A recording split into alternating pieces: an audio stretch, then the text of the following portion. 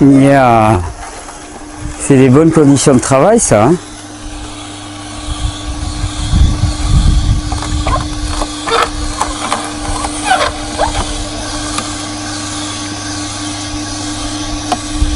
C'est quoi comme jus là qu'on prépare? Carottes, pommes, betterave. Wow. Carottes, pommes, betterave. Avec un petit peu de citron. Avec un petit peu de citron, effectivement. En plein soleil. C'est pas la classe, ça? Allez, on va partir pour la petite vidéo du jour. Padapapam. Voilà nos studios. Je vous fais un peu la version live là aujourd'hui. Hop, on ferme.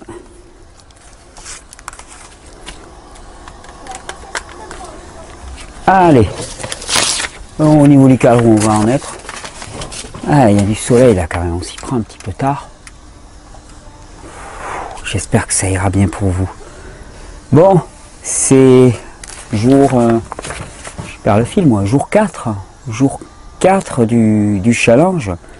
1, 2, 3, 4, ouais, ça doit commencer un petit peu à remuer peut-être, à remuer, on va y revenir. D'abord, avant de commencer, je vous souhaite un bon début de journée dans cette nouvelle journée d'aventure, cette expérimentation. Imaginez 3 semaines, là je me donne le tournis presque, je me dis mais pendant 3 semaines, on va se retrouver ensemble tous les matins comme ça pour voilà, explorer, ressentir. Voilà. Hier soir ça s'est passé comment? Ok. Aujourd'hui ça va se passer comment? Je ne sais pas. Ça s'est passé. Ça s'est passé, ça va se passer. Alors je voulais commencer déjà parce que j'ai reçu 2 messages qui m'ont beaucoup touché et que je voulais relayer. 2 personnes qui demandent un coup de main. Alors la première c'est Marichou. Marichou qui est de Belgique, je me permets, hein, je crois. Bonjour Thierry, toute l'équipe. Si je me permets de faire appel à vous, c'est que j'ai déjà tiré toutes les sonnettes possibles. Je suis à la recherche d'un havre de paix dans lequel je pourrais me soigner sans être sollicité sans arrêt par ma famille qui m'a phagocyté et poussé à l'épuisement, burn-out. C'est normal, pour eux je suis une femme et je dois me vouer corps et âme à ces messieurs.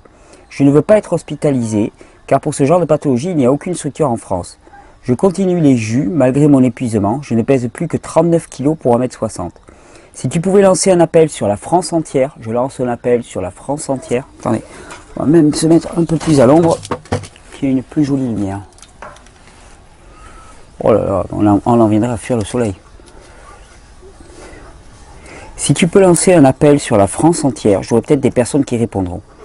Si je reste dans ma région, cela va devenir intenable malgré que je débranche mon tel et mon portable. Tout ceci te semble peut-être confus, mais actuellement mon épuisement et mon isolement sont tels que je n'arrive même plus à expliquer correctement les choses. Je sais que tu as beaucoup de choses à faire. Bonne journée à toi, que Dieu te garde et te protège. Si je me sors de cette galère, ce dont je ne doute pas, je suis une personne active, ancienne sportive et très débrouillarde dans la vie. Aussi, je suis sûr que je pourrais bénévolement rendre service à l'association en venant m'installer dans le sud. Tu seras la bienvenue et tout le monde sera la bienvenue. Donc voilà, appel de Marichou. Marichou qui cherche un havre de paix pour se reposer, tout simplement un lieu où elle puisse se reposer, prendre soin d'elle-même sans être soumise à des stress. Et ce qui me touche beaucoup, c'est ce petit post-scriptum. Si je me sors de cette galère, ce dont je ne doute pas, je suis une personne active, ancienne sportive et très débrouillarde dans la vie. Je suis sûr que je pourrais bénévolement rendre service. Rendre service, cette notion de rendre service, vous la trouvez pas, je la trouve fantastique. Moi, on parle toujours de travailler et on parle pas assez de rendre service. J'aime bien le mot de serviteur. J'aime bien cette notion de serviteur. Je sais que c'est pas très glamour à notre époque, la notion de service et de serviteur, parce que qui dit service dit serviteur. Or, moi je trouve une véritable félicité dans cette notion de service et de serviteur. Un serviteur, celui qui se met au service, c'est-à-dire qui n'accomplit pas quelque chose dénué de sens, mais qui accomplit quelque chose parce que ça a du sens, parce que ça fait du bien à autrui, parce que ça fait du bien à ce monde, parce que ça manifeste quelque chose comme de l'ordre de la beauté, de la joie et de l'épanouissement. Alors oui, tu pourras te mettre au service, Marichou, et oui, je fais confiance aux membres de Vivre Cru pour que quelqu'un, aux membres de Régénère Vivre Cru, pour que quelqu'un puisse t'accueillir. Ça serait fantastique.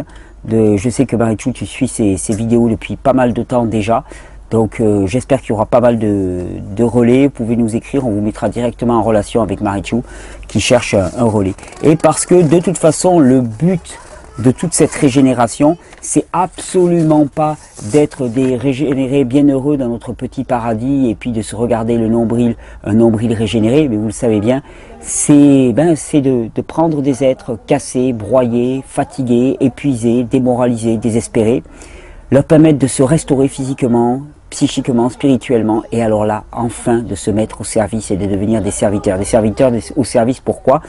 Pour manifester ce monde que l'on pressent, que l'on perçoit, dont on a un petit peu le goût, l'avant-goût, un petit peu dans la tête et dans la bouche, cet univers qu'on voit parfois émerger lors des stages dans lesquels les gens me disent mais oh, c'est tellement beau, on est tous en communion, tout se passe bien, les communications sont fluides, il y a du temps pour le repos, il y a du temps pour l'exercice, il y a du temps pour la méditation, il y a du temps pour la solitude, il y a du temps pour le groupe, il y a du temps pour l'action, il y a du temps pour le repos. Et moi ça j'appelle ça le royaume.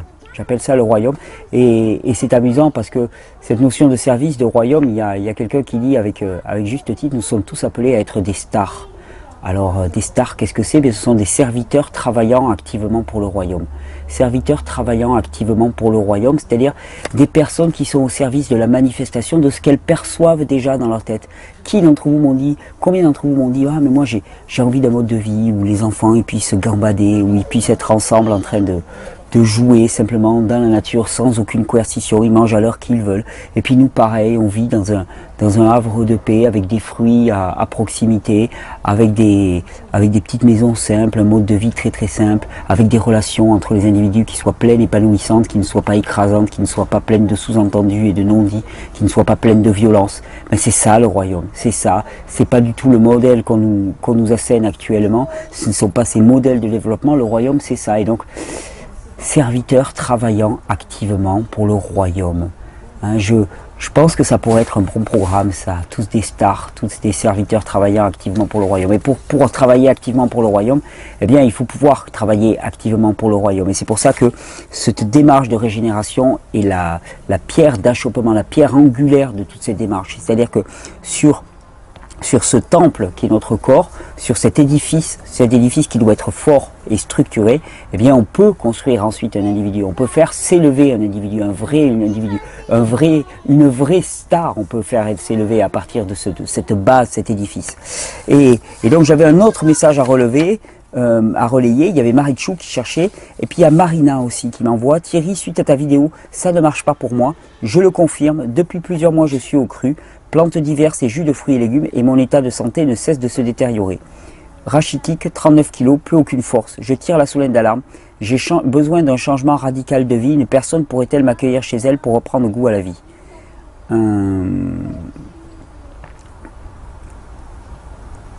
On m'a diagnostiqué de lourdes pathologies.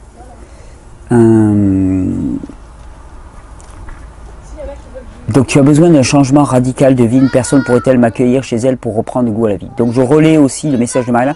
Tu me demandais de le garder en privé, le problème c'est que si je veux relayer ce message, je suis obligé de le garder en public, tu imagines.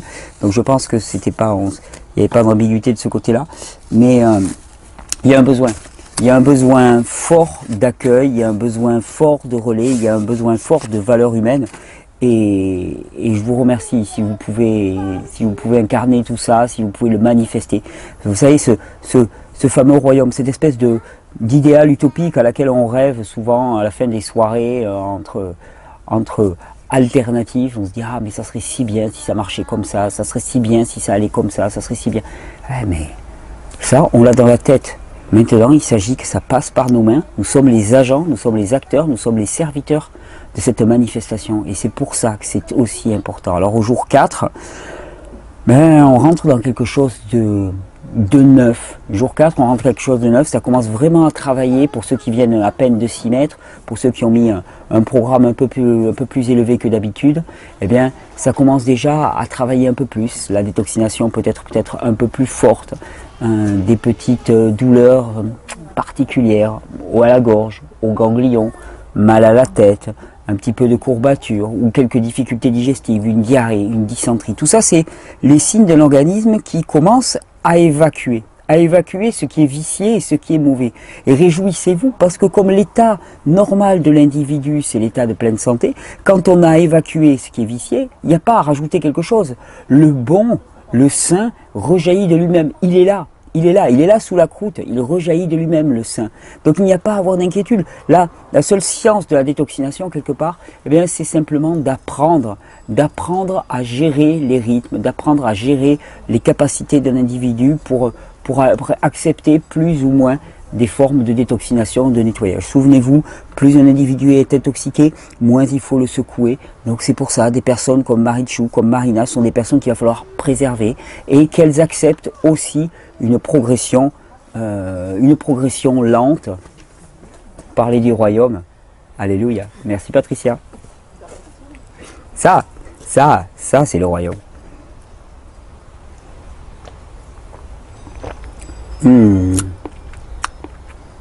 Pomme, carotte, betterave. Oui, pomme, carotte, betterave, validé.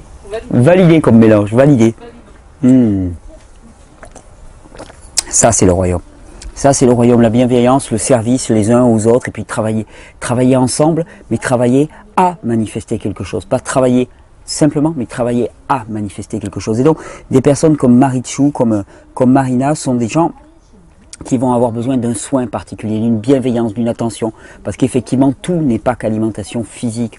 Il y a le soin, la bienveillance, le toucher, le regard sur autrui, et simplement avec notre regard nous nourrissons l'autre.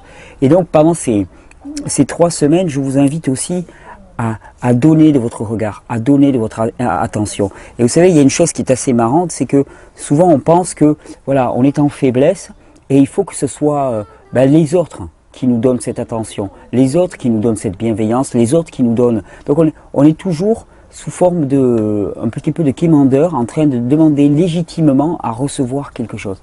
Mais vous savez, il y a une des premières lois, on parlait des lois hier, des lois de physiologie que nous ignorons.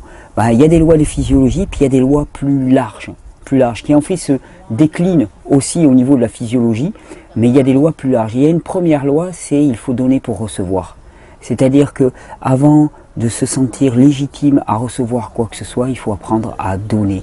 Et il n'y a aucun état qui justifie que l'on ne puisse pas donner, que l'on ne puisse pas servir. Il n'y a aucun état. Chacun a sa moindre mesure, mais je vous assure qu'il n'y a aucun état qui ne puisse justifier ça. Donc on est au jour 4. Au jour 4, ça commence, je vous dis, à travailler. Alors ça commence à travailler, pourquoi? Vous l'avez compris, on va faire aussi au cours de ces 3 semaines pas mal de physiologie. Là, j'ai pas encore les moyens de mettre au point des recettes. Je vais vous faire la semaine prochaine beaucoup plus de recettes, sauf que le local qui est pensé pour ça actuellement est encore en travaux. Donc je ne peux pas, c'est une question de quelques jours. Et la 3e semaine sera consacrée pas mal à l'après. Préparation du repas de Noël, des choses comme ça, les réjouissances. Et donc pourquoi est-ce que ça commence à travailler? C'est simple. Quand on arrête de fournir au corps des produits qui lui pompent énormément d'énergie pour leur digestion. Et quand on commence à lui donner au contraire des produits qui vont alléger la charge digestive, donc dégager de l'énergie pour la détoxination, qu'on va apporter des produits aussi qui ont des principes astringents, des minéraux, qui vont commencer à nourrir la cellule. Et une cellule qui est nourrie, qu'est-ce qu'elle fait? Elle expulse ses déchets. C'est comme ça que par exemple certaines personnes me disent « j'ai pris du Quinton et puis j'ai eu des grosses réactions de détoxination ». C'est normal. La cellule se gorge de minéraux. Cette cellule qui est affaiblie en permanence par sa carence minérale, elle se gorge de minéraux et se gorgeant de minéraux, elle retrouve un petit peu de carrure, et à ce moment-là, la première des choses qu'elle fait, elle expulse ses déchets. Tout notre corps n'aspire qu'à une seule chose, expulser les déchets qui l'encombrent. Il fait ce qu'il peut. Alors, avec notre mode de vie, nous lui maintenons la bride. En le nourrissant sans cesse, nous lui maintenons la bride. En le privant d'un sommeil légitime, nous lui maintenons la bride. Mais le désir de notre corps, son plus profond désir, c'est vraiment d'expulser ces déchets en permanence. Nous sommes des organes d'élimination en permanence. Et donc, au bout de ces 4 jours, là, vous avez allégé la charge digestive, peut-être un peu plus de sommeil, peut-être les plantes médicinales chez ABC de la nature, ce qui serait une très très bonne idée. Peut-être qu'il y en a qui se sont mis à faire un peu de trampoline, ce qui serait aussi une excellente idée. Trampoline, huile de ricin pour nettoyer, pour permettre un petit peu de drainer les toxines au niveau du tube digestif. Et à ce moment-là, qu'est-ce qu'on a envoyé comme information au corps? Ok, mon coco, il est temps de te mettre à te nettoyer. Donc, que fait notre corps? Il se lance dans le programme. Il n'y a rien de plus naturel. Il se lance dans le programme. Et à ce moment-là, ça commence à chahuter un petit peu. Alors, chahuter pourquoi? Toujours pareil, parce que le but, c'est d'éliminer dans le milieu extérieur. Et parfois, les portes de sortie ne sont pas ouvertes, comme on dit. C'est pour ça de l'importance des plantes médicinales. C'est de là l'importance du sauna, du brossage à sec de la peau, de faire un peu de trampoline pour favoriser la circulation de la lymphe, sans y aller trop violemment si on est un petit peu faible. Mais voilà, faire bouger un petit peu tout ça. De l'importance aussi d'avoir l'intelligence ou la compréhension plus que l'intelligence, d'avoir l'intelligence d'aller à un rythme qui soit adapté, c'est-à-dire un rythme qui ne mette pas notre corps dans un état physiologiquement trop difficile, c'est-à-dire trop fatigant, trop épuisant.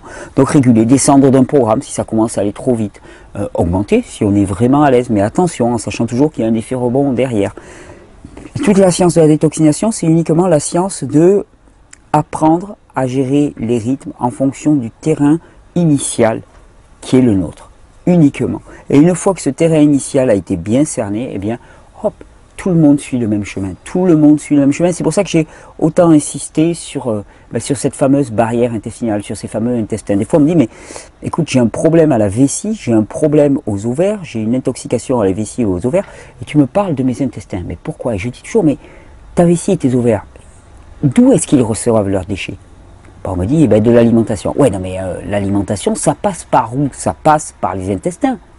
Il n'y a rien qui ne puisse atteindre un organe interne sans passer dans le sang. Il n'y a rien qui passe dans le sang qui ne soit passé par notre barrière digestive.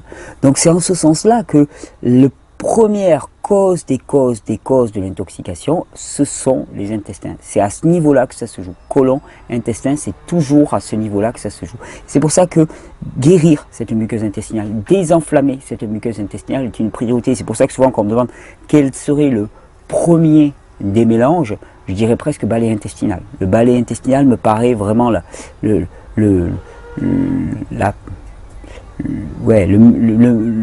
mélange idéal, non pas le mélange en lui-même, mais même l'état d'esprit que ça dénote, c'est-à-dire focaliser sur les intestins. Quand on a quelque chose de diffus, multiples allergies, réactions, mal là, des maux de tête, des problèmes aux yeux, la bouche qui lance, et puis on a des problèmes aux genoux, arthrite qui commence à se développer, puis une inflammation.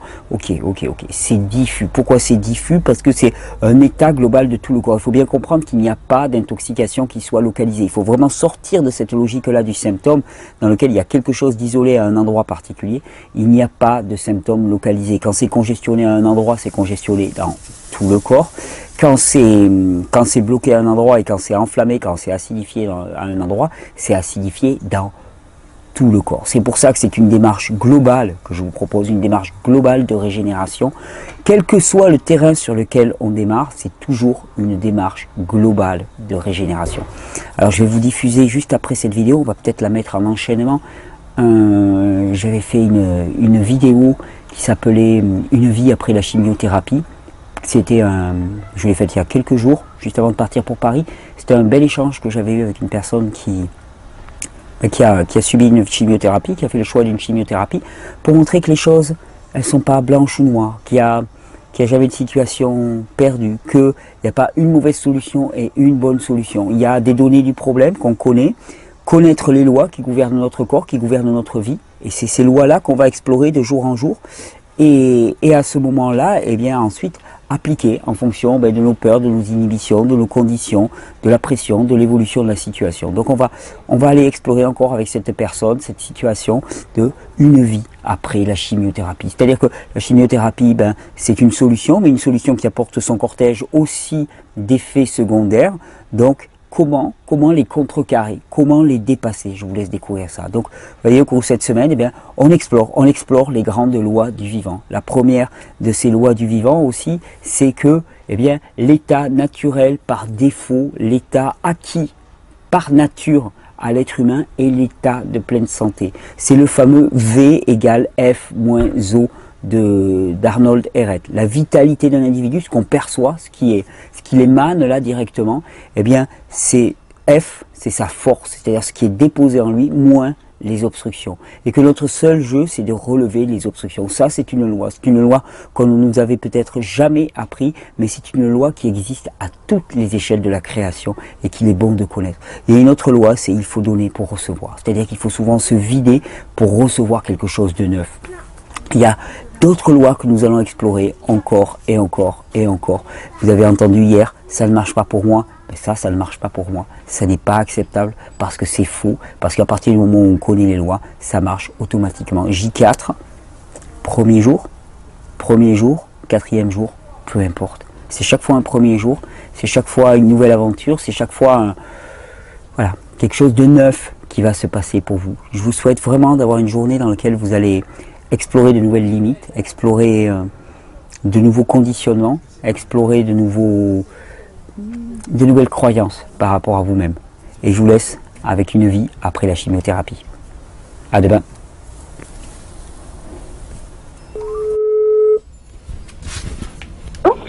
Allô Colette? Oui, salut Thierry. Ça va? Je te dérange pas? Ça va, écoute, je suis désolée, je suis sortie un petit peu plus tard de mon rendez-vous. Il n'y a aucun problème. Bon Colette, je suis très content de te parler. J'ai mis la caméra en marche, hein, on en avait parlé, si tu veux bien. Oui. On va voir un petit peu ce qui sortira de cette conversation et ça vaut toujours le coup de... Est-ce que tu peux nous expliquer un petit peu pourquoi tu as été amené à me contacter? Alors voilà, en gros, j'ai eu un cancer du sein qui a été opéré fin du mois de mai de cette année. D'accord. Chimiothérapie, rayons, et à ma dernière cure de chimio, ça s'est moyennement passé, à savoir que j'ai fait une grosse toxicité musculaire. Ouais, d'accord. Et j'ai été au repos. Il a fallu que je reste allongée pour que l'œdème des membres inférieurs diminue. Ouais. Parce que il faut te dire que tout au long de ma chimiothérapie, j'allais marcher, prendre du soleil, enfin de l'air surtout, parce que le soleil, on n'y a pas droit. Ouais. Et j'ai beaucoup travaillé mes muscles des jambes, en fait. D'accord, tu as été attentive, tu as fait en sorte d'adoucir un petit peu le contre-coup de la chimiothérapie. Ben ouais, en fait, oui, parce que... Pardon, tu avais d'autres approches aussi au niveau alimentaire et ainsi de suite, comment ça se passait? Oui, alors disons que j'ai eu une chimiothérapie en 2 temps. Ouais. 3 premières cures avec un produit qui n'était pas très agressif au niveau intestinal, si tu veux. Ouais. Donc j'ai mangé quasiment normalement, c'est-à-dire déjà je mangeais très peu de produits animaux, quasiment plus de gluten ni de céréales. Ouais, et tu vois, tout ce qui pouvait passer après les chimios, eh ben, comme quoi il n'y a pas de hasard, c'était les fruits et les légumes. Ah, mais on revient à la base, hein. On revient à la base. Disons que quand on est en lien avec son intuition, rapidement, on arrive à discriminer et à voir un petit peu là où se situent les seules choses qui passent réellement. Bon, c'est super si tu avais déjà accès à ça. Oui. Voilà.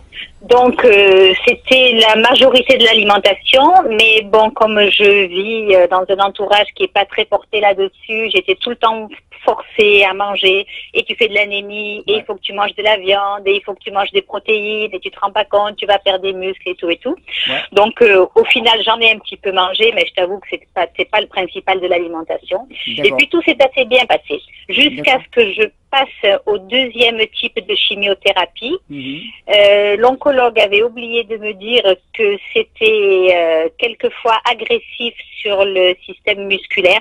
Ouais. Et en allant marcher, en allant faire mon activité physique quotidienne, ben en fait, la toxémie n'a fait que se repropager dans les muscles à cause de mon activité. Oui, oui. De toute façon, l'acidité, elle aurait été de toute façon diffusée d'une manière ou d'une autre. Ne regrette pas d'avoir eu une activité physique, parce que de toute façon, c'est l'accumulation. Il n'y a aucune chimiothérapie qui soit anodine, de toute façon. Donc, en termes d'acidité pour l'organisme. Donc, je crois pas que tu aies mis ton système musculaire en danger particulièrement par cette activité physique. De toute façon, ça aurait advenu, je pense. Hein.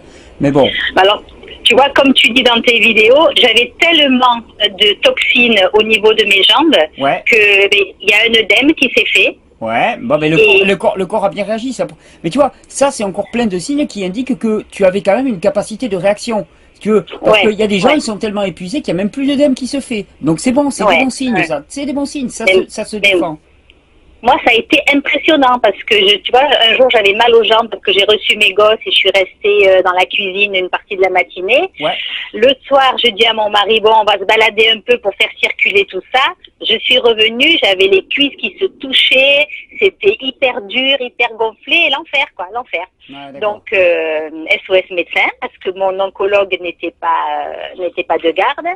Et je suis tombée sur un super médecin. Moi, tu vois, l'allopathie, à la base, c'était pas trop mon truc, mais bon, là, j'étais en plein dedans, donc j'ai appelé SOS médecin et qui m'a confortée dans mon truc. Il fallait que je me repose pour faire partir un petit peu exactement, drainer tout ça. Tout ça, drainer. Et là, bon, mais comme j'étais un petit peu clouée sur mon canapé, ben, j'ai commencé à regarder un peu les sites qui parlaient de tout ça. Et de fil en aiguille, je sais pas comment je suis arrivée sur ton site. Et j'ai écouté pas mal de vidéos. Et puis je me suis dit, ben, il faut que je prenne un petit peu des conseils parce que, mis à part le fait que je faisais un peu attention à ce que je mangeais, que je faisais l'hydrothérapie, que j'ai fait des monodiètes de jus de légumes avant les chimios, je ressens quand même... Des jus de légumes, ouais. Des jus de légumes que tu te faisais toi-même ou que tu achetais? Alors, ben non, parce que je connaissais pas avant d'aller sur ton truc. Donc, j'ai fait une cure de jus brosse. Ouais, alors ça va. Tu sais, les jus brosses, là, j'ai appris quelque chose là récemment, c'est quand même assez fabuleux parce que il faut pas... Enfin, j'avais tendance à taper un petit peu fortement sur ces jus en bouteille. Et ouais. Je comprenais pas comment à la fois ces jus-là étaient pasteurisés et comment quand même il y avait des personnes qui témoignaient de vrais bienfaits à consommer ces jus-là. Et en fait, on m'a expliqué récemment que le procédé qu'ils utilisent, c'est un procédé qu'on appelle flash pasteurisation. Alors je vais pas le décrire en détail, mais en fait il se trouve qu'il y a qu'une toute petite partie du produit réel qui est exposée à la pasteurisation. C'est-à-dire que ce sont des produits quand même qui gardent énormément de qualité. Donc tu vois, finalement, en ne connaissant pas les jus frais, tu as quand même eu une option qui était très bonne. Et tu faisais des cures de jus juste avant la chimiothérapie, c'est ça? Alors, tu vois, moi je suis infirmière à la base, donc j'ai quand même voulu un peu tester des trucs. Ouais. Ma première cure de Taxotere, je n'ai rien fait. J'ai pas fait de diète. J'ai mangé peu, mais normalement, comme à mon habitude. Et j'ai été super malade. Super malade au niveau digestif. Deuxième cure, je me suis dit, ok, on va faire jus brosse. Donc, j'ai fait jus brosse 2 jours avant. Super. Le jour de la chimio. Le lendemain, je reprenais un verre, mais je recommençais à m'alimenter un petit peu. Ouais. Et j'ai fait ça pour les 2 dernières cures. Et je n'ai eu aucun effet secondaire. Ah, c'est magnifique. Zéro nausée. C'est bon, mais écoute, ça me fait plaisir que tu le dises. Parce que tu vois, moi, dans l'absolu, on pourrait dire, oui, mais les jus brosses, ils sont préparés à la machine, ils sont pasteurisés et tout. Ben, tu vois que même ça suffit déjà à tout changer. Et on se rend pas compte à quel point la réaction inflammatoire de l'organisme, elle est directement liée à ce que l'on mange. Moi, je le dis pour les chimios, je dis toujours aux gens, soyez uniquement au jus les 2 jours précédents, ou même encore mieux, si vous avez la capacité au jeûne pur. Ouais. Mais c'est valable aussi pour les opérations dentaires, c'est valable pour les opérations de chirurgie, quelles qu'elles soient. Plus on aura un mode alimentaire léger et physiologique, et plus l'opération se passera de manière, mais vraiment quasiment transparente et anodine. Donc c'est très bon. Et en plus, tu as favorisé l'élimination des produits très rapidement après le fait qu'ils aient été actifs. Donc ça, c'est très positif ce que tu as fait. Tu vois, j'ai fait ça, donc la cure, et puis j'ai la chance d'avoir une super hydrothérapeute du côlon dans ma région, et elle me prenait 2-3 jours après chaque chimio. Tu veux lui faire une petite pub? Tu es de quelle région? Ah, écoute, je suis dans le Var, elle est à Toulon. Elle est déjà débordée, la pauvre. Alors, on n'en parlera pas. Comme tous les bons hydrothérapeutes, c'est marrant parce que chaque fois que je trouve un bon hydrothérapeute, les gens me disent, ah, mais ils veulent pas qu'on en parle d'eux parce que de toute façon, ils sont débordés. Tu vois, là, je sors de chez elle et elle me dit, j'attends avec impatience que quelqu'un vienne prendre le relais parce qu'elle travaille, elle fait des horaires de fou. Alors, on va pas lui faire de la pub, par contre, on va dire que dans le Var, il y a besoin de très bons hydrothérapeutes sur Toulon. Voilà. Donc voilà, s'il y a des gens qui sont appelés par cette discipline, ça serait pas mal. Et c'est vrai que ça serait bien nécessaire. Donc là, tu en es où? Tu as terminé ta dernière chimio il y a combien de temps? Alors, j'ai terminé ma dernière chimio le 4 octobre. Ouais. J'ai commencé mes rayons le 7 novembre. Ouais. Et moi, le but de mon message, c'était de te demander un petit peu ce que tu pensais d'un jeûne complet maintenant, parce que j'avais envisagé de partir faire un jeûne quelque part, Ouais. mais je me disais que j'avais un tel taux de toxémie que je me demandais si j'allais pas faire des réactions un peu abracadabrantesques. Voilà. C'est toujours le risque. C'est toujours effectivement le risque. C'est, il y a deux possibilités. C'est toujours pareil. C'est plus une personne est affaiblie et moins elle a recours à des outils de détoxination puissants. Et c'est un peu le paradoxe parce que plus une personne est affaiblie, la plupart du temps, plus elle est intoxiquée. Alors là, dans ton cas, tu as pris quand même 3 chimiothérapies. Effectivement, dans l'absolu, le jeûne, c'est la meilleure des solutions pour permettre d'évacuer tout ça. Après, est-ce que ton système nerveux est suffisamment costaud pour l'encaisser? Tu as l'air à la voix, tu connais ta tension un petit peu? Oh, je suis autour de 12-13. Ouais, bon, d'accord, ça va. Tu es quelqu'un qui a une bonne réserve d'énergie. Donc ça, c'est plutôt favorable pour le jeûne. Après, effectivement, il y a la quantité de toxines que tu vas évacuer. Moi, ce que j'aurais à te dire déjà, c'est que si tu dois faire un jeûne, il faut aller le faire accompagné. Parce que dans ces cas-là, tu vas avoir quand même beaucoup à dégager. Il faut que tu sois avec quelqu'un qui pourra t'accompagner, vraiment savoir quand ça va trop vite, quand ça va trop lentement. Parce qu'en fait, tu sais, on pense souvent au jeûne comme une espèce de chose monolithique, c'est-à-dire, voilà, je me lance dans un jeûne de 15 jours. Mais en fait, rien ne t'empêche de te dire, bon, ok, je démarre avec un jeûne à l'eau. Tu commences à faire 3, 4, 5 jours comme ça, tu vois comment ça se passe. Et puis, en fonction de la qualité de l'élimination, en fonction de ce que tu ressens, eh bien, choisir après de passer au tout jus ou de remanger un peu puis de repartir dans du tout jus. Tu vois, à partir du moment, de toute façon, à partir du moment où tu donnes l'information à ton corps que tu te lances dans un processus de détoxination. Et pour donner cette information, 2-3 jours de jeûne à l'eau, ça suffit. Hein. Là, d'un seul coup, le corps, il est parti en détoxination. Si ensuite, même si tu reprends une alimentation, mais une alimentation très simple, à base de jus ou à base de monodiète de fruits, le corps, il va rester sur le programme détoxination maximale. Et je dirais même que pour moi, dans ma pratique, je préfère nettement les jeûnes alternés qui sont beaucoup moins fatigants pour l'organisme, c'est-à-dire des 2-3 jours de jeûne à l'eau, 2-3 jours de jeûne au jus ou 2-3 jours de monodiète, puis 2-3 jours de jeûne à l'eau, puis reprendre tout ça. Je trouve que c'est moins fatigant pour l'organisme et qu'en termes de qualité d'élimination, de puissance d'élimination, c'est supérieur encore. Donc, tu vois, c'est pas... Moi, j'essaierai, je ferai l'essai, tout à fait, ça sans aucune difficulté. Je ferai l'essai et je partirai vraiment sur quelque chose de souple. C'est-à-dire, dans ma tête, je me filerai pas des challenges du style, oui, je vais tenir 15 jours, oui, je vais tenir 3 semaines, oui, je vais tenir un mois, pas du tout. Par contre, je ferai le bilan quasiment chaque demi-journée en me demandant où j'en suis, comment je me sens, est-ce que j'ai l'impression que... Parce que, tu sais, il y a les besoins physiques, il y a les besoins émotionnels aussi, et il faut en tenir compte, hein, c'est pas l'un au détriment de l'autre. L'être, tu sais, on le découpe pas en petites tranches, donc il faut tout accompagner. Il faut vraiment tout accompagner. Et puis, pendant ce temps-là, favoriser, tu sais, le jeûne en lui-même, il est intéressant parce que il favorise la détoxination, donc la libération des toxines dans l'organisme. Mais ça, c'est une belle chose, mais ce qu'il faut faire surtout, c'est ensuite pouvoir les éliminer. Donc, il va falloir vraiment penser en termes de qualité d'élimination. Et c'est pour ça que parfois, je préfère des jeûnes moins radicaux, dans lesquels la personne garde une bonne part d'énergie nerveuse, parce qu'à ce moment-là, ça lui permet de favoriser l'élimination. Ce que je veux dire par là, c'est que, imaginons, quelqu'un qui est à son 15e jour de jeûne à l'eau, hein, il va rarement aller faire un sauna, parce que là, il risque d'y rester, parce qu'il sera trop faible, trop en élimination. Alors qu'une personne qui est dans un jeûne alterné, elle va pouvoir faire un sauna. Et en termes d'élimination pure, il me semble que dans nombre de cas, ça peut être favorable. Donc tu vois, tout est une histoire de balance. Je préfère les approches moins radicales, dans lesquelles on peut aussi solliciter les émonctoires et faire travailler les émonctoires, c'est-à-dire avec des techniques, par exemple, aller faire une hydrothérapie en cours, par exemple. Bon, mais ça, si tu es en jeûne à l'eau et que tu es loin dans ton jeûne à l'eau, c'est hors de question. Ça va prendre trop d'énergie au système.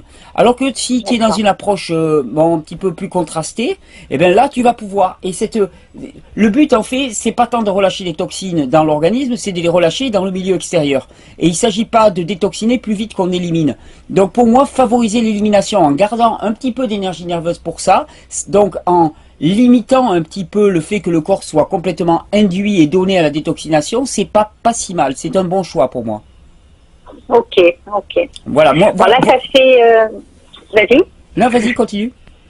Là, ça fait une quinzaine de jours que je suis un peu tous tes conseils. Là. Je suis quasiment au cru et au jus depuis 15 jours à peu près. Excellent. J'ai une super pêche. Il y a zéro problème.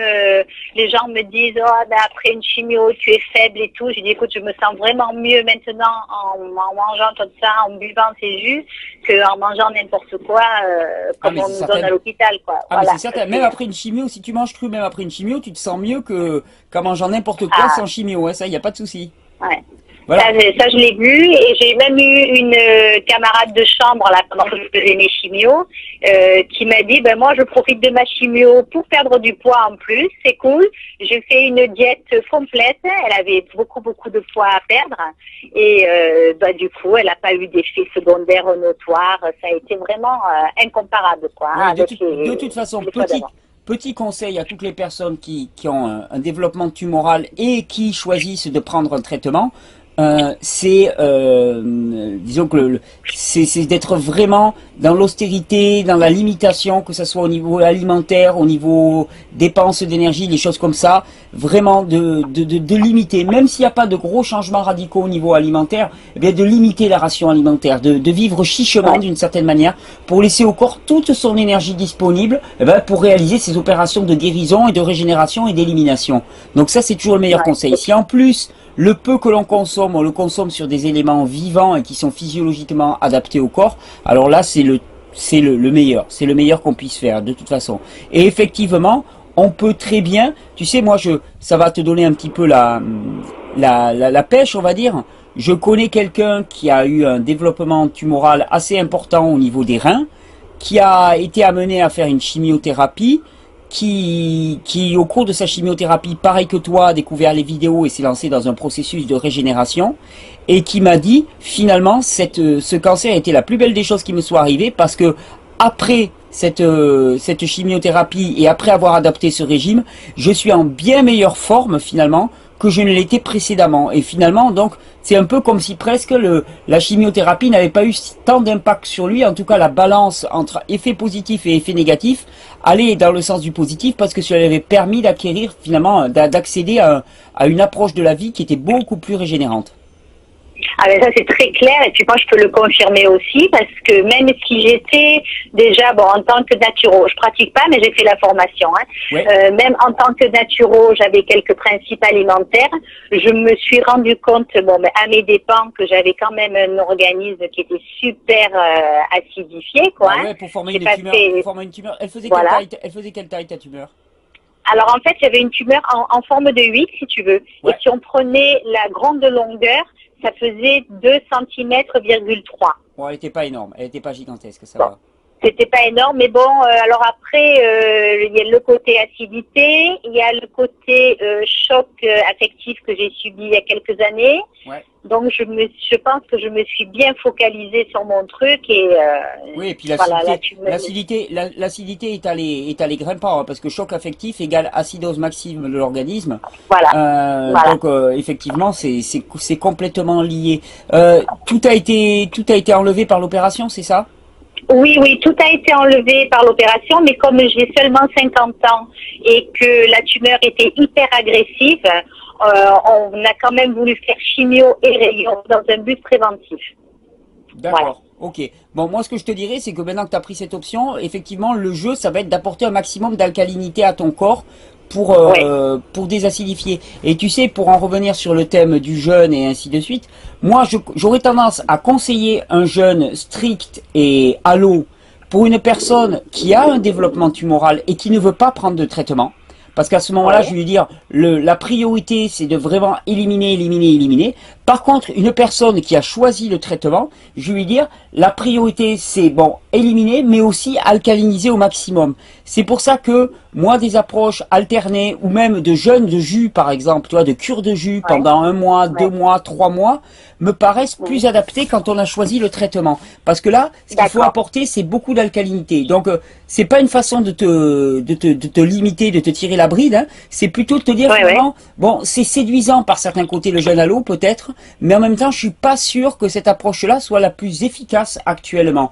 J'irai vraiment, moi, vers des approches plus douces. Tu sais, je me rends compte que les hygiénistes, les premiers hygiénistes classiques, ils se lançaient dans des jeûnes très très longue durée. Alors déjà, premièrement, parce qu'ils n'avaient pas la connaissance des jus de légumes comme on l'a maintenant. Ils n'avaient pas les extracteurs comme on les a maintenant et ainsi de suite. Et après coup, ben, il y a de plus en plus qui font machine arrière, qui reconnaissent que finalement, ça, c'est possible pour des organismes qui ont énormément d'énergie nerveuse, qui ont des émonctoires qui fonctionnent parfaitement bien et que c'est de moins en moins le cas. Je veux dire, de génération en génération, ce qui était valable en 1920, par exemple, eh ben, n'est plus valable en 2013. C'est-à-dire que, bon, toi encore, tu as une cinquantaine d'années, donc tu es plutôt, on va dire, pas l'ancienne génération, mais bon, mais des jeunes qui viendraient maintenant, ils ont des organismes qui sont encore plus fatigués, et donc ça va devenir encore moins valable de faire ce que faisaient des gens qui avaient une structuration physique et énergétique beaucoup plus favorable. Donc je pense qu'il faut pas prendre ce qui était fait il y a presque 100 ans et le cloner parce qu'on n'est plus du tout dans les mêmes conditions. On n'est vraiment plus du tout dans les mêmes conditions et je pense vraiment que l'approche des jus, moi j'en démords pas parce que je vois vraiment des miracles au niveau régénération. Je pense que l'approche des jus est vraiment la planche de salut, on va dire, pour l'homme moderne, quoi, quelque part. Et heureusement qu'on a ça, parce que ça permet de répondre à vraiment un besoin d'alcalinité dans le corps, un besoin extrêmement élevé. Et avec ça, on a l'approche radicale et idéale. Alors toi, tu irais plus sur des jus de légumes, de fruits Moi, je t'alternerai les deux. T'alternerais les deux. C'est un peu ce que j'ai fait, en fait, instinctivement. Hein, j'alternerai les deux, un peu façon cure de Gerson, un petit peu. J'alternerai les deux directement. Je favoriserai le travail des émonctoires, vraiment. Alors, par tous les moyens possibles. Au niveau de la peau, je me brosserai la peau. Quand j'ai de l'énergie, si tu as accès à un sauna, j'irai faire un sauna. Hydrothérapie du côlon quand tu peux. Je prendrai des mélanges de plantes, balai intestinal, lymphe, rein, tu vois, pour vraiment faire circuler tout ça. Ouais, mais c'est ce que j'ai fait. J'ai fait ça, les trois que tu viens de citer, plus bien. Ouais. Et puis voilà. Excellent, excellent pour favoriser l'élimination. Alors ce que je ferai aussi, moi, c'est des cataplasmes d'huile de ricin sur les organes d'élimination. C'est-à-dire, j'en ferai sur les reins, j'en ferai sur les intestins, j'en ferai de temps en temps sur le foie. C'est pas un organe d'élimination, mais il participe énormément au retraitement des déchets. Donc j'en ferai sur le foie, puis j'alternerai, je me ferai... tu vois, une petite heure de cataplasme tous les jours, tranquillement installé sur mon lit. C'est le genre de choses qui est pas désagréable. Hein, et puis, j'insiste de plus en plus sur les cataplasmes, hein, parce que vraiment, c'est quelque chose qui est très agréable à placer et qui en même temps est d'une efficacité extraordinaire avec l'huile de ricin. Donc, tu vois, j'alternerai rein, intestin, foie, et puis je tournerai en période d'élimination. Je pense que tout le monde pourrait en profiter. Et à ce moment-là, effectivement, tu vas avoir une approche, je veux dire, quasi complète de l'élimination et de la détoxination. Et le truc, c'est que peut-être que par rapport à un jeune alo, bon ben, tu vas mettre entre guillemets un peu plus de temps, mais tu vas le faire avec tellement de confort, tellement de respect pour ton corps, que finalement, je suis certain qu'au final, tu seras gagnante. Parce que il s'agit pas d'avoir une approche trop volontariste et trop violente pour le corps. Il s'agit avant tout d'avoir une approche qui soit respectueuse de ses rythmes et de ses besoins. Oui, bien sûr. Et puis c'est tellement agréable de faire avec les jus aussi parce que c'est très agréable. Du coup, c'est pas une punition. Ah non, c'est pas une punition, c'est une fête, hein, c'est une vraie fête. Hein, avec les jus, c'est un véritable régal, c'est une vraie fête. Donc effectivement, c'est tout sauf une punition. Et cette dimension-là, elle doit être aussi incluse. Parce que tu me parlais d'un choc affectif, de traumatisme, de stress, donc d'acidose. Et le corps a besoin là aussi d'avoir de la douceur, de l'alcalinité qui lui vient par des soins et par des soins doux et respectueux. Tu sais, on est encore dans une civilisation dans laquelle on est dans un volontarisme qui est parfois excessif pour moi, enfin qui est quasiment tout le temps excessif. Il faut en faire toujours plus. Mais non, il faut pas en faire plus. Hein, il faut faire ce qui est bon, ce qui est adapté, et puis continuer le temps que les résultats viennent. À partir du moment où on est certain de notre démarche, c'est-à-dire qu'on a une vraie conviction, à ce moment-là, on applique. Et des fois, il y a des gens qui me disent, mais qu'est-ce qu'il faut que je fasse en plus? Mais je leur dis, mais rien de plus. Attends un petit peu que ça vienne, c'est tout. C'est pas parce que ça met un peu de temps à venir que ça ne vient pas. Tu vois, il faut pas se dissuader dès le premier coup, quoi. Ça, c'est une notion importante en termes d'élimination. Tu sais, c'est un peu comme l'image du gars qui planterait une graine au printemps. Et puis, bon, il lui met de l'eau, et puis le lendemain, il revient, il dit « Ouah, ça n'a pas germé ». Alors hop, il arrache la graine, parce que ça n'a pas marché, parce que le légume, il n'a pas poussé. Moi, je lui dis « Attends, Coco, ta graine, il faut qu'elle reste en terre pendant 15 jours, des fois 3 semaines, avant que tu aies la première pousse qui pousse. Et avant que tu aies un légume prêt à récolter, il va te falloir peut-être 3 mois. Ben là, c'est un petit peu pareil. C'est pas parce qu'on voit pas des signes dès le premier coup, hein, qu'il faut tout déraciner en se disant, ouais, ça marche pas, j'arrête. Parce qu'à ce moment-là, ben effectivement, ça ne marchera jamais. Donc, voilà, tu te lances dans un processus de détoxination, t'as pas besoin d'avoir des grosses réactions d'élimination, c'est pas, ne t'inquiète pas si tu ne vomis pas, si tu ne craches pas, si tu n'es pas complètement malade, ça ne veut pas dire que la détoxination n'aura pas lieu, parce que si tu marches avec des jus, si tu marches avec une approche comme ça, elle va avoir lieu plus.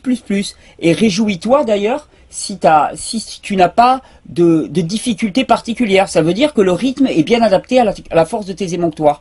Donc ça sera plutôt bienvenu, Voilà, justement, je voulais te poser une question à propos de ça. J'ai commencé à prendre donc les plantes là, et je trouvais qu'il se passait pas énormément de choses au niveau de l'élimination.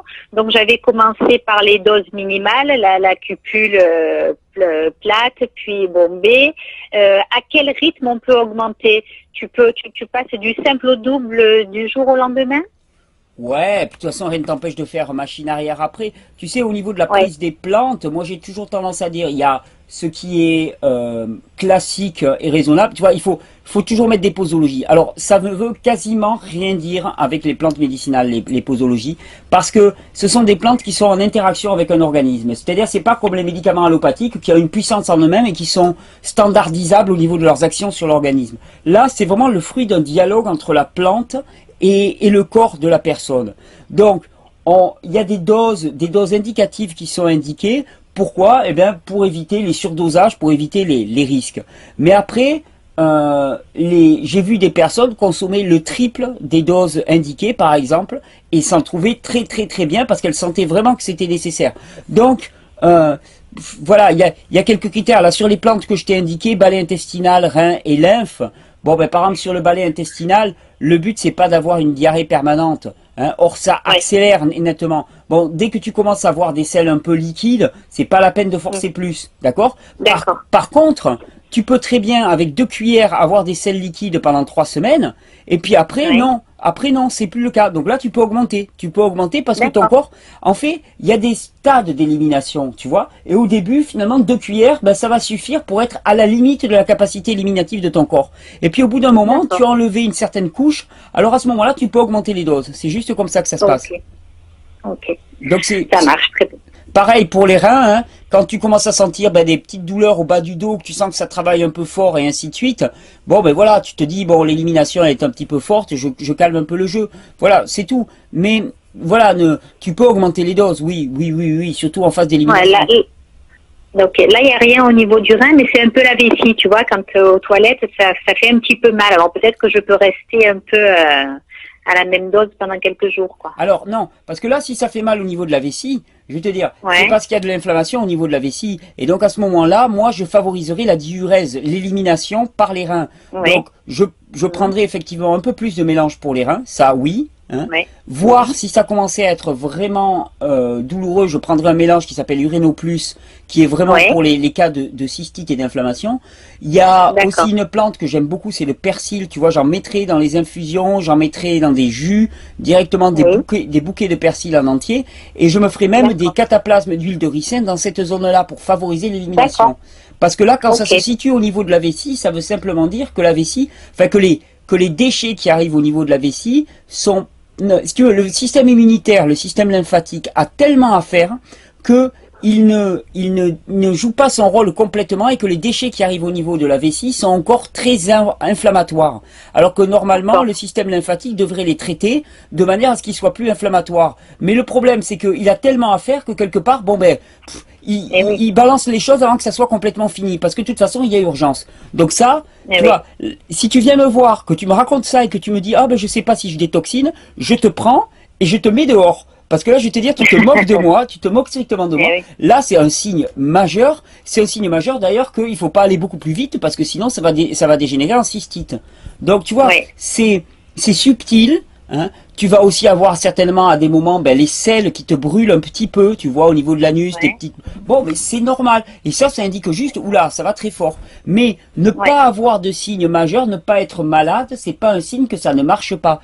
Parce que de toute façon, à partir du moment où tu fais ce qu'il faut pour être dans une démarche de détoxination. C'est-à-dire que tu introduis massivement les produits qui vont te lancer dans un processus de détoxination et de régénération. Ça ne peut pas ne pas avoir lieu. Tu vois, c'est pas parce que tes sens ne vont pas te dire, c'est pas parce que tu ne vas pas être malade que ça n'a pas lieu. Et c'est là où vraiment il faut bâtir notre détermination sur la conviction. C'est-à-dire, on comprend comment ça fonctionne et on se dit, bon, peu importe qu'il y ait des signes ou pas, de toute façon, je sais que ça a lieu. Et c'est pas les signes qui vont faire, c'est la petite graine qu'on a mis dans la terre, on va l'arroser, pendant 15 jours, on va l'arroser, mais on va rien voir à la surface du sol. Et imaginons, tu as quelqu'un qui vient chez toi, il te voit arroser avec un arrosoir par terre, il va se dire, mais il est fou là, qu'est-ce qu'il fait lui à arroser le sol là? Puis tu vas dire, non, non, mais attends, j'ai mis des graines là-dessous. Ah, t'as mis des graines. Alors ok, je comprends pourquoi tu arroses le sol. Parce que tu sais que tu as mis des graines et parce que tu sais qu'elles vont germer, tu vois. Mais tu le sais, tu le vois pas, mais tu le sais. Ben là, c'est un peu pareil. Tu sais que en faisant ce que tu fais avec une cure de jus, en prenant les plantes et ainsi de suite, tu es en pleine détoxination et en pleine régénération. Tu le sais. Donc t'as pas besoin de voir les graines germer pour arroser chaque jour. Et puis, parce que tu arroses chaque jour, elles vont germer. Parce que si t'as ton ami qui vient te voir et qui te dit, ah ouais, mais tu arroses le sol, mais là, il n'y a rien, là. Et puis que tu te laisses persuader qu'il n'y a rien. À ce moment-là, tu vas arrêter d'arroser le sol et tes graines, elles vont jamais germer. Oui, oui, tout à fait. Donc, ne pas se laisser démobiliser par ça. C'est ça qui me paraît important. Oui, bien sûr. Ok. Eh ben, écoute, c'est parfait. Je te remercie pour... bah, je pense que oui. Hein. Ouais. Je pense aussi. Je pense vraiment aussi. Pour accompagner ce moment-là où tu vas avoir la radiothérapie et pour ensuite permettre effectivement de faire sortir tous ces produits, de régénérer ce corps progressivement. Et effectivement, des fois j'ai des personnes qui me contactent, qui me disent, ouais, j'ai fait une chimiothérapie, c'est foutu, ma vie elle est terminée. Je dis, il y a, enfin je veux dire, il y a en aucun cas, et au contraire, peut-être même que tu peux être en bien meilleure santé que précédemment, parce que là tu vas te lancer dans une vraie démarche de régénération. Donc voilà, il y a des mots qui font peur parfois, mais il y a pas lieu d'être, hein, donc tout est détoxinable, tout est régénérable, on peut tout éliminer au niveau du corps à partir du moment où on lui fournit les conditions favorables pour ça. Ah, ça, j'en suis convaincue. Hein. Voilà. Et puis au moins, la maladie, elle permet de mettre le doigt sur ce que tu as fait avant et de repartir vers autre chose. C'est un moment idéal. Je souhaite pas la maladie. Puis je pense pas que la maladie n'est jamais une bonne chose. Par contre, force est de constater que pour nombre de personnes, c'est un moment où il y a des prises de conscience. Donc, j'irai pas dire que la maladie est une bonne chose, parce que d'après moi, c'est faux, et parce que personne n'a à se glorifier d'une maladie. Par contre, c'est vrai que si on peut en profiter pour faire un espèce de playback sur ce qu'a été notre vie, sur les choix qu'on a fait, sur les erreurs qu'on a fait, et puis changer de direction, alors en ce moment, on se dira pas, c'est pas pour dire la maladie est une bonne chose, mais par contre, ça sera pour dire la maladie n'était pas en vain. La maladie m'a interpellé. La maladie m'a interpellé comme il fallait. Je mets juste un bémol parce que j'ai déjà entendu des gens dire, ah, il a une maladie, c'est pour qu'il comprenne et ainsi de suite. C'est la plus belle chose qui lui soit arrivée. Je dis non. La plus belle chose qui lui soit arrivée, c'est qu'il ait eu la capacité de tirer des conséquences de sa maladie. Mais c'est pas la maladie en elle-même. Hein. La maladie, elle est neutre et c'est toujours quelque chose de négatif. Par contre, ce qui est positif, c'est d'arriver à tirer les conséquences, c'est-à-dire de ne pas considérer que ça vient de ex nihilo, que tu as un cancer qui s'est développé au niveau du sein et que c'est la faute à pas de chance, mais que par contre c'est le fruit de différentes circonstances, à la fois alimentaires, émotionnelles, du mode de vie, et que maintenant tu comprends et tu peux faire autrement pour éviter que ça réapparaisse et pour renforcer ton corps. Alors là tu te diras, ok, j'ai tiré les conséquences et j'ai eu la chance de pouvoir tirer les conséquences. Voilà, c'est le sens de cette démarche globale. Excellent, ça me réjouit. Colette, si tu as la moindre difficulté, la moindre question, tu n'hésites pas à me contacter. Eh ben, je ne manquerai pas, je te remercie beaucoup. Et puis merci à toute l'équipe. Ouais, merci à toute l'équipe, je le dis sans cesse, mais voilà. Ton mail, il m'est arrivé entre les mains parce qu'il y avait quelqu'un déjà, il y avait Joanne qui l'avait vu, qui me l'avait passé, et ainsi de suite. Donc ouais, merci à toute l'équipe. Si de temps en temps tu peux envoyer des petites nouvelles, n'hésite pas. Ça fait toujours plaisir. Allez, ok. Super. Ça marche. On fait ça. Merci Thierry. Au revoir. Ciao Colette. Ciao.